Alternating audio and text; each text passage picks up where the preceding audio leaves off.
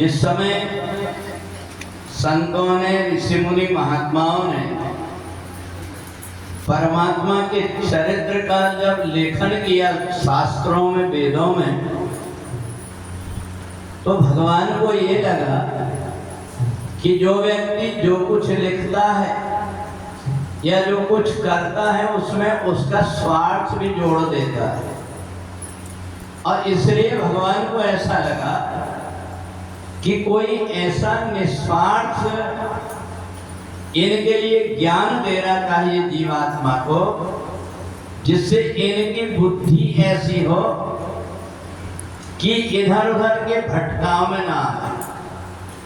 आप एक लोटा जल चढ़ाने जाओगे, दूसरा व्यक्ति कहेगा कोई मतलब नहीं, जब तक कि दो लोटा एक के ऊपर एक ना रहे। कोई कहेगा बेलपत्ती ऐसी चढ़ाए तुमने, ऐसे नहीं चढ़ाए, कोई मतलब नहीं, इसलिए तो तुम्हारी इच्छा पूरी नहीं होती। ये जितने प्रकार के प्रपंच हैं, इनको दूर करने के लिए भगवान ने गीता का ज्ञान दिया है। इधर मुंह करके मत बैठना, अशुभ हो जाएगा। जिसका मुंह हमेशा परमात्मा की तरफ बैठता है, वो कहीं बैठा हुआ हो, परमात्मा के सामने होता है। ऐसी अगर बुद्धि आ जाए तो जितने भी तीर्थ में जाने वाले व्यक्ति दुर्घटना में घटना घटती, वो सब इसलिए होती है। एक व्यक्ति ने अगर प्रसाद देने लगा तो ऐसी भीड़ लगा करके नीचे गिरा देंगे, कोई मर रहा है, गिर रहा है, उससे कोई मतलब नहीं।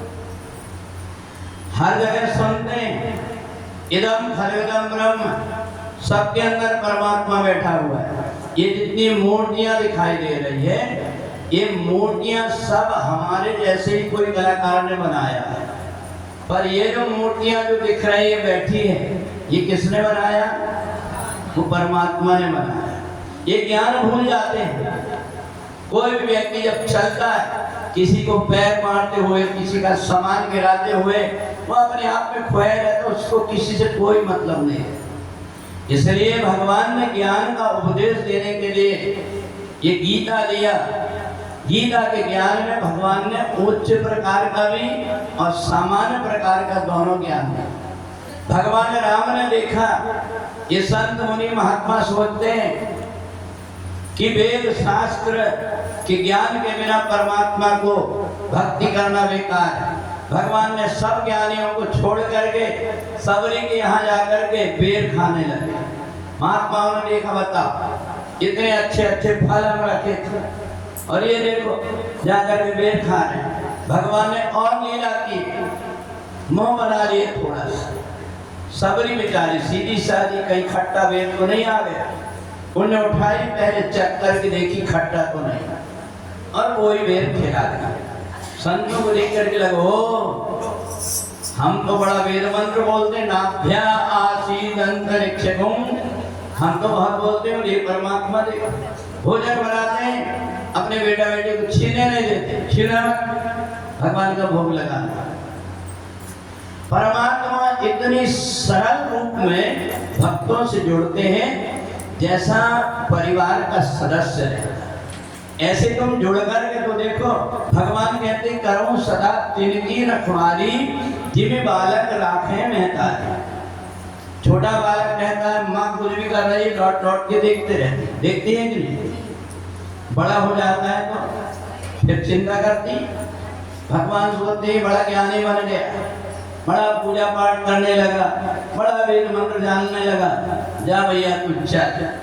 और जब वो गिरता है तब उसको पता लगता है कि मेरे से कहीं भूल हो। ज्ञानी व्यक्ति परमात्मा से दूर चले जाता है।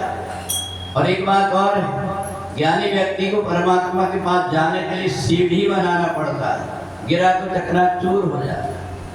परंतु जो भक्त होता है उसको चढ़ करके नहीं जाना पड़ता, उतर करके भगवान को आना पड़ता उसको। तो इसलिए गीता में सीधा और सरल अगर व्यक्ति बन जाए तो उसका जीवन सार्थक हो जाए। परंतु आपको कितना भी ज्ञान का उपदेश दें, आप सुन तो लोगे पर करने वाले नहीं। अगर मैं आपको कहूँ, गीता में भगवान ने निर्गुण और सगुण दोनों रूप दिया है। पूजा में भगवान ने षोडशोपचार पूजन भी और मानसिक पूजन भी। अगर इतनी भीड़ में हम ये कहें कि मूर्ति रखने की जगह नहीं, जरा षोडशोपचार पूजन करो जरा, मानसिक रूप से कितने लोग पूजन करते हैं? नहीं कर पाएंगे। आप भले सुन लें। तो इसलिए भगवान ने बार बार अध्याय में बताया कि निर्गुण और सगुण दोनों में सगुण इसलिए प्रिय है हम उसको देख सकते हैं। अभी मैं आपके सामने मूर्ति रख दूंगा, आप बढ़िया से प्रसन्न होकर के अब पूजा करने लगो। अब अगर मूर्ति नहीं है, आंख बंद करके आप होकर इधर उधर डोलते रहो, एकाग्र नहीं हो पाओगे। मूर्ति रहेगी तो कर लोगे। सगुण में और निर्गुण में यही अंतर है। अच्छा ये बताओ, संसार में का निर्गुण परमात्मा को मानने वाले नहीं है कि नहीं? जो निर्गुण निराकार परमात्मा ब्रह्म ज्ञानी, राधा स्वामी, कबीर पंथी, दूसरे भी जितने धर्म के लोग, वो तो कहते हैं मूर्ति की तरफ देखना हराम, मूर्ति की तरफ देखना भी नहीं। अब ये बताओ, सब प्रकार के मुंडे मुंडे मते भिन्ना है, इसलिए परमात्मा कहते हैं। अच्छा आप ये बताओ, परमात्मा का आकार कैसा है? मनु शत्रुघ्न यही तो कहा था, हम आपको देखना चाहते हैं। भगवान ने कहा कि तुम्हारी आंख में कौन सा रूप बसा हुआ है, वही रूप में मैं आऊंगा। अगर मैं दूसरे रूप में आऊंगा तो तुम पहचानोगे कैसे? तो इसलिए पहले हमें परमात्मा के रूप का अपने अंदर आकार बनाना पड़ता है, जब जाकर के परमात्मा है। और आप तो महायोगेश्वर भगवान, योग योगेश्वर भगवान भोलेनाथ के दरबार रामेश्वर में विराजमान। जितने भी देवता बढ़िया बढ़िया, एक से एक बढ़िया से स्फटिक और नग सब पहने हुए। शंकर जी की तरफ जरा देख लो, उनकी जरा पाउडर और स्नो देख लो कैसा है, उनके जेवर देख लो सांप और बिच्छू के। तो ये बताओ, जहां हम संसार के प्रपंच में फंसते हैं, दूसरा समझदार व्यक्ति उनको परेशान करते हैं।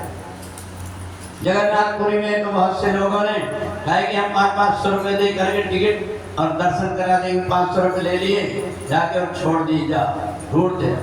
और यहाँ तक कि कई आदमी अगर भगवान को चढ़ाने के लिए कुछ हाथ में रखे हैं तो हाथ से छोड़ा दे। ये बताओ, तुम्हारी श्रद्धा को परमात्मा देख रहा है तो क्या ये नहीं देख रहा परमात्मा की आगमन? इसलिए परमात्मा कहते हैं जो कुछ भी कर्म करते हो थोड़ा बुद्धि से भी सोच लिया करो। भीड़ भाड़ में भटक करके अपने आप को मुसीबत में मत डालो।